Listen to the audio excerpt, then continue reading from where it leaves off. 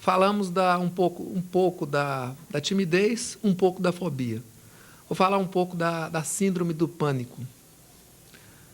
A síndrome do pânico, geralmente, ela começa por alguma fobia. A pessoa começa a ter alguma fobia de algumas coisas. Por exemplo, às vezes a pessoa começa a manifestar o pânico dentro do elevador, ou no trânsito, ou em lugar fechado. E depois aquilo vai expandindo. Começa a aparecer em outros setores. E depois a pessoa começa a sentir tão mal com aquele medo que ela sente, que ela começa a ficar com medo de ter medo. Ela começa a temer a própria sensação do medo. E aí que a coisa aumenta, aí que vira pânico mesmo, que o pânico se instala. É o medo de ter medo. Porque como se já não bastasse ela ter um medo por si, ela começa a ter medo do próprio medo.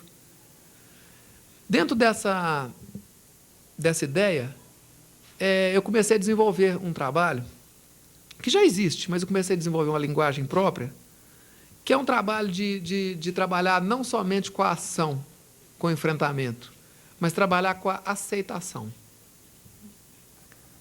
Porque dizendo assim, por exemplo, você tem um medo. Nós temos vários medos, todos nós. Não existe, eu não conheço nenhuma pessoa que não tem medo. Tem pessoas que às vezes tem alguma fase da vida que não tem medo, mas ela teve que superar aquilo, em caso de guerra, pessoas que moram na floresta. Eu conheço pessoas que já passaram por fases assim, mas depois, quando ele foi viver normalmente de novo, ele voltou a ter medo de novo. Ele criou uma condição. Normalmente, é normal, é natural, é saudável que se tenha medo. Agora, vamos dizer que você tem um medo exagerado em algum ponto, uma timidez excessiva, um medo de falar em público, ou um medo de uma fobia ou pânico, sei lá, qualquer coisa que incomoda a sua vida. E você deseja se libertar disso. E é uma coisa muito engraçada, porque por que você não consegue, se você quer? Fica uma pergunta assim, né? Por quê? Se você quer. Eu tenho um exemplo que eu gosto mais dele. Toda vez, quem já viu palestra minha, toda vez eu faço isso. Talvez algum dia eu não faça, não sei. Por exemplo, se eu tenho esse copo de água aqui, aí eu quero beber água. Pronto, bebi. É muito simples. Por que não mudar? Se eu tenho medo e quero não tê-lo mais, por quê? Por que será? É uma coisa assim que a gente fica pensando, é uma coisa dentro da gente, é uma coisa que eu sinto. A resposta que eu tenho é porque um outro lado da pessoa quer ter medo. Um outro lado dela quer recuar, quer esconder, quer se proteger. Enquanto eu racionalmente digo, para quê? Eu não quero ter medo de falar para as pessoas, eu quero falar para as pessoas, eu tenho um assunto que eu acho que é interessante falar, eu quero falar, eu vou falar. Aí o outro lado está com medo, fala, com medo, sente, nem pensa. Mas se a gente tiver a petulância de pensar o que esse lado está pensando, ele deve estar pensando assim. Eu fico com medo das pessoas não gostarem de mim, repetindo, né? Fico com medo, será que vão pensar de mim, vão me achar ridículo? Eu vou falar uma coisa, às vezes vou mostrar alguma insegurança minha e isso pode não ser legal. Na verdade, esse outro lado quer se proteger. Então, enquanto um lado quer não ter medo, quer ser extrovertido, quer ser social, quer ser agradável, o outro está com medo. E ele tem razões para isso. Ele tem razões para isso. Ele tem motivos para isso. Dentro de várias crenças e várias técnicas terapêuticas, o objetivo é descobrir a razão disso. Ao invés de rejeitar, não, eu não tenho medo, eu vou enfrentar o medo. Tem gente que fala assim, eu me detesto quando eu tenho medo. Já começa a perder por aí. Ele tá pegando uma parte dele e está negando. E a parte que tem medo dele tem razões muito fortes, e não são razões só racionais. Tem razões sentimentais, emocionais, instintivas, de preservação de si mesmo. E quando você começa a entender isso dessa forma, e aceitar, e buscar as causas, buscar as origens, por que é que eu tenho esse lado que tem medo? Então, eu vou buscar isso, a origem disso. Existem maneiras, lógico, de conhecer essas origens. Eu vou começar por um processo de compreensão, de aceitação. Aceitar esse lado meu que tem medo, compreendê-lo e até chegar num ponto de até amá-lo, que é onde se consegue alguma cura. E quando se chega nesse ponto, ao invés de eu brigar com esse lado e não querer ele mais, eu vou compreendê-lo e vou trazê-lo para junto de mim. Então, não são mais dois lados antagônicos. antes estavam em conflito. Um negava o outro. Porque um acha o outro bobo, babaca, e etc. e tal, acha idiota. A própria pessoa se acha idiota. E às vezes a gente passa por isso mesmo. E o outro detesta esse outro lado que quer mudá-la, que quer que ela seja extrovertida. É um conflito. Quando você consegue fazer essa integração, cessa o conflito. Então você consegue duas coisas. Uma, consegue serenidade, de alguma forma, mais serenidade na sua vida. E a outra, consegue mais força, porque o conflito dissipa energia. Então, é força e serenidade, mais força interior e mais serenidade. Isso é um trabalho que é feito por escalas, a pessoa faz consigo, consigo mesmo, tem pessoas que são capazes de fazer isso, através de processos terapêuticos, alguns até através de processos de fé, de religião, que eu não tenho nada contra, acho que cada um é que encontra o seu modo e seus caminhos de se trabalhar, suas crenças. Quando você faz isso, então, você consegue essa integração, não existe mais dissipação, não existe perda de energia, não são mais 2 ou 3 ou 4 pessoas, e sim uma só. Isso traz conforto, traz serenidade e traz força, porque não perde mais energia. Porque, muitas vezes, nós somos muito mais de um.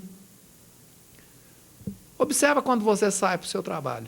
Você sai para o seu trabalho, não todo dia que acontece isso, mas um dia sai do trabalho, está preocupado com alguma conta que vai pagar, dívida, não sei o quê. Aí você liga o rádio do seu carro, aí tem uma música legal que você não ouvia há muito tempo, aquela música que te toca uma lembrança boa, aí você muda o seu estado, já é outra pessoa.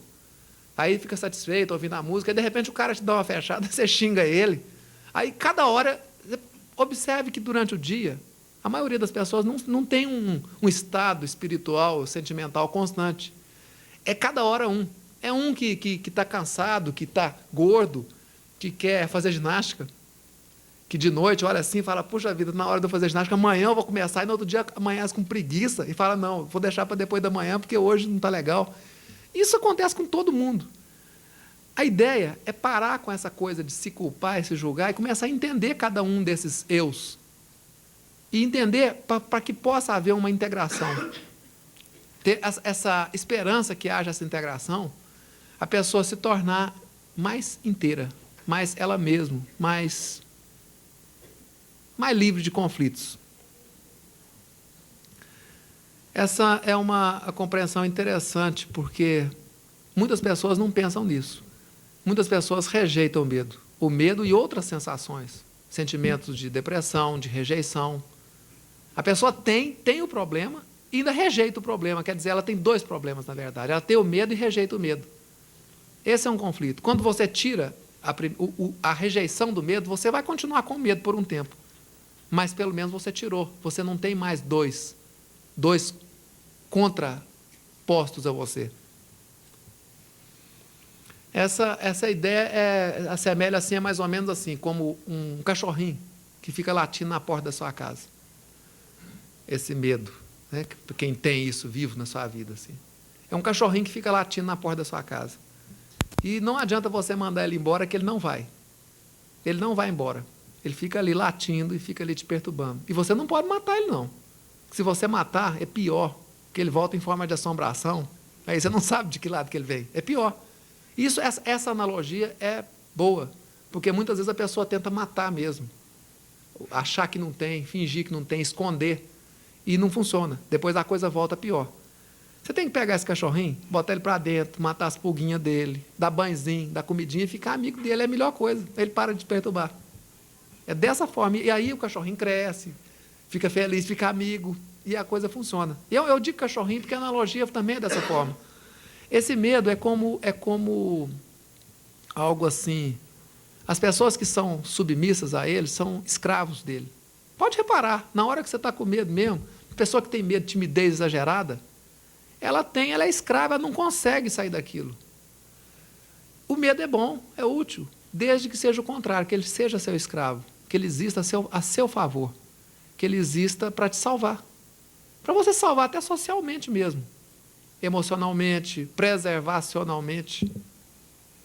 É como algo assim, dentro de uma história, nós não temos tempo para entrar em detalhes disso, mas é algo mais ou menos assim, como se em algum momento da sua vida você se tornou você senhor, vamos dizer, senhor do seu trono, você fez uma inversão. O seu escravo tomou conta do reinado, tomou conta do seu trono, o escravo medo. E colocou você no calabouço. É ideal que você saia do calabouço, mas não é ideal que você coloque o escravo no calabouço. É ideal que o escravo, seja a seu serviço. Você tem o domínio sobre esse medo. Eu, por exemplo, às vezes, como eu venho trabalhando nisso, eu sou uma pessoa de natureza tímida. Eu não conseguia falar isso. Às vezes, quando eu falo, eu sinto uma timidez. Eu não estou completamente seguro de mim. Não estou completamente seguro de mim e não conheço alguém que esteja. E se me contar, eu vou achar que a pessoa está mentindo ou está enganada. Completamente seguro de si. Pode ser que em algum momento a gente sinta isso, né? Um momento de muito prazer, de harmonia com a gente sente isso. Mas dizer eu sou completamente seguro de mim me dá vontade de rir, sinceramente, porque é uma coisa que eu não acredito. A ideia é da gente aceitar isso, aceitar essas inseguranças. Eu sou assim mesmo. Você é inseguro? Tá, ok, tudo bem. Não tem problema, não. Em alguns momentos eu me sinto inseguro mesmo. E aceitando isso, cessando esse conflito, fica muito mais fácil de conviver. Porque, às vezes, a diferença entre uma pessoa que já trabalhou isso mais, ou que já tem isso mais amadurecido, e uma outra que não, e uma na frente da outra, é que as duas têm muitas coisas em comum. As duas têm inseguranças e seguranças. As duas têm falhas e virtudes. A diferença é que uma está querendo esconder e a outra não. E, geralmente, quem está tentando esconder, mostra mais ainda. Mostra muito mais, parece que sai pela beiradinha, assim, né? É uma coisa interessante isso, se você para pensar. A ideia, então, de falar disso, de uma maneira resumida, eu gostaria, sim, se as pessoas quiserem, de fazer, tanto com as pessoas que estão aqui presentes, quanto as pessoas que estão, os telespectadores, fazer uma pequena meditação, dizendo essas coisas através de uma concentração, de um momento introspectivo. Então, eu pediria aos que quiserem e aos que se derem essa oportunidade para a gente poder falar disso de uma maneira mais sentindo do que racional, já que tem essa temática que eu estou colocando, esses 4 centros de energia, né, falando deles, o sexual, emocional, mental e motor, e falando o sexual é a vitalidade, o emocional é o sentir, o mental é essa coisa que nós estamos falando, essa fala, essa compreensão das coisas, e a ação é a prática, é onde você ousa, você pratica, você faz, você toma iniciativa. Então, eu gostaria de falar mais no nível sensorial um pouco, e eu pediria, então, às pessoas que estão ouvindo, que estão vendo, que por alguns instantes fechassem um pouquinho os olhos e olhassem para dentro de si. Então, procurando uma posição confortável, de pernas descruzadas, olhar para dentro de si, olhar para o seu interior, para dentro do seu peito, e perceber esse espaço interno que, às vezes, nem sempre a gente olha para ele. A gente passa a maioria da parte do dia sem olhar para o nosso espaço interno, o que está acontecendo aqui dentro. Muitas vezes, se a gente perguntar o que você está sentindo, a pessoa não sabe. E é por isso mesmo que eu peço aos que resistem para fazer essa experiência, olhar o que eu estou sentindo agora. Não existe nada, é mentira, é falta de percepção dizer nada. Algo há aí dentro. Alguma sensação existe aí. E, às vezes, a gente está tão acostumado que a gente acha banal. E nós temos uma riqueza enorme, um potencial de riqueza profundo e infinito dentro de nós, porque nós não conhecemos ainda.